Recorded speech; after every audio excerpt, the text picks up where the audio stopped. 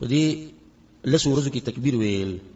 وقت عمل له وسبحان الله ننسى باي وركشوي عمل له وركشوي عمل له او كجونديدين وهم بعربو كجونديدي بعجمو كنا او بيبقى عجمو خصوصا في بوختنو بالكل ورك عمل له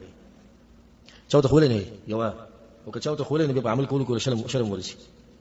هذا بوش تكبيرات وين ببازار کې او بلار کې او بجمعات کې او بکور کې خبدي شرم نور دي چې سندري ولګو په غاړي ګرځي په تیز आवाज بدي شرم نور دي بدي شرم نور دي چې بلار کوڅه کې سړي جګړو کې خور مور ولا کنزا بدي ولا شرم نور دي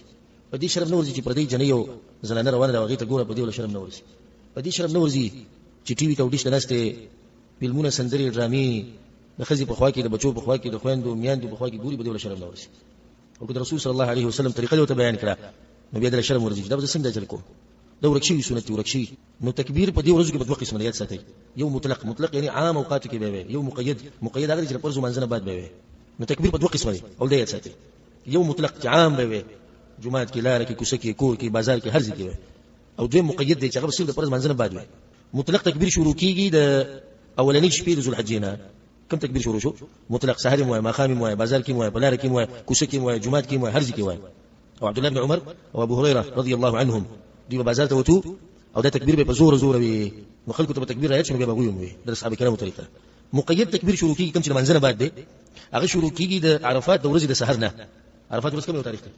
نهمه د نهمې د سحر نه شروع کیږي او اخرنی ورځ د اختر د نور ډوبېدو پورې ایام التشریق اخرنی ورځ نو چې سلام دی وګرځو د منځنه تکبیر استغفر الله اللهم انت السلام د اذکار به وي بیا به شروع کی بیا به تکبیر شروع کی به تکبیر الفاظ دي د رسول صلی الله علیه وسلم نه یو خاص غنه ثابت او صحابه کرامو ثابت دي نو بدی کی خبره پراخه ده ته په هر صيغه باندې عمل وکړو مشهور ده الله اکبر الله اکبر لا اله الا الله الله اکبر الله اکبر ولله الحمد دو پیری تکبیر وي لا اله الا الله دو پیری تکبیر ولله الحمد دوی صيغه غدا ده چې الله اکبر الله اکبر الله اکبر لا اله الا الله الله اکبر الله اکبر الله اکبر ولله الحمد سبحان الله اکبر دري پیری دري دوی دې دري صيغه به صيغه ده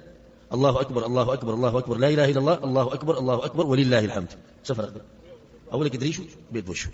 بلو صيغه ده الله اكبر الله اكبر الله اكبر ولله الحمد الله اكبر واجل الله اكبر على ما هدانا ده ثابت باز اثارك ده شان ده صيغه ثابته ده الله اكبر كبيرا والحمد لله كثيرا وسبحان الله بكره واصيلا